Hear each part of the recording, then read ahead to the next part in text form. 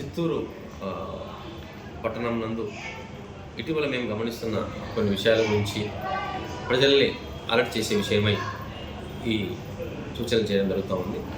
ముఖ్యంగా ఇటీవల మేము గమనించిన విషయం ఏంటంటే, ఈ అధిక వడ్డీలకు ఆశపడి చిట్లు వేయడము, లేకపోతే రకరకాల ఆఫర్లు, లేకపోతే బహుమతులు ఆశ చూపించేసి పేద మధ్యతరగతి ఇతర వర్గాల చిన్న అల్పాదాయ వర్గాల నుంచి చిన్న చిన్న చిరుద్యోగుల నుంచి చిట్ల వారీగా నెలవారీగా అమౌంట్లు వసూలు చేస్తూ ఒకసారిగా కొంత మొత్తం అయిపోయిన తర్వాత బోర్డు తిప్పేసి మోసం చేస్తున్న సంస్థల గురించి ఎక్కువగా మాకు సమాచారం ఉంటుంది.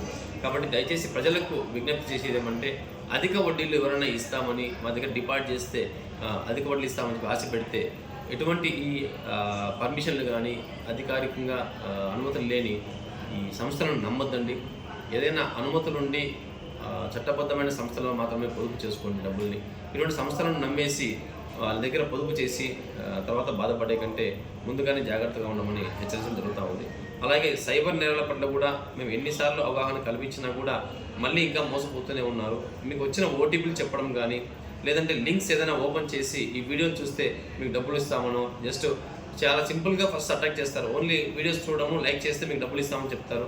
తర్వాత మళ్ళీ క్రమక్రమంగా వాళ్ళు పెంచుకుంటూ పోయి కొన్ని పేమెంట్ లింక్లని వాళ్ళ మీతోనే అమౌంట్ కట్టించుకుంటూ మళ్ళీ మిమ్మల్ని అధిక మొత్తంలో వేలలో లక్షల్లో వసూలు చేసి మోసం చేసే అవకాశం ఉంటుంది. కాబట్టి దయచేసి అనాథరైజ్డ్ లింక్స్, ఎటువంటి చట్టబద్ధ లేని లింక్స్ని ఓపెన్ చేయడం కానీ, లేదంటే ఓటీపీలు చెప్పడం కానీ వంటివి చేయవద్దని చెప్పేసి మరీ విజ్ఞప్తి చేస్తున్నాం. అలాగే ఈ రైస్ పుల్లింగ్ అనే వ్యవహారం కూడా కొద్దిగా మా దగ్గరికి దృష్టికి వచ్చింది.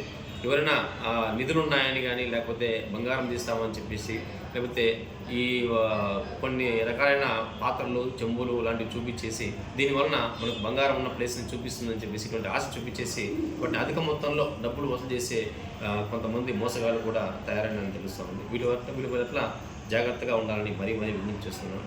మొత్తంగా చెప్పొచ్చేద్దామంటే, ఏది కూడా అయాచితంగా రాదు, కష్టపడకుండా వచ్చేది ఏది కూడా మనతో నిలవదు, అది మనల్ని సుఖాన్ని ఇవ్వదు దయచేసి.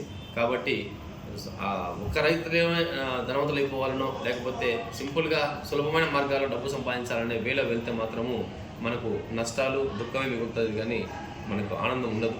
సో దయచేసి ప్రజలందరూ కూడా గమనించి మనం కష్టపడే మార్గంలో మాత్రమే సంపాదించే మార్గాలు ఎంచుకోవాలని చూసి మీరు చట్టబద్ధంగా తప్పులు చేయవద్దని చెప్పేసి మరోసారి హెచ్చరించడం జరుగుతుంది. Thank you.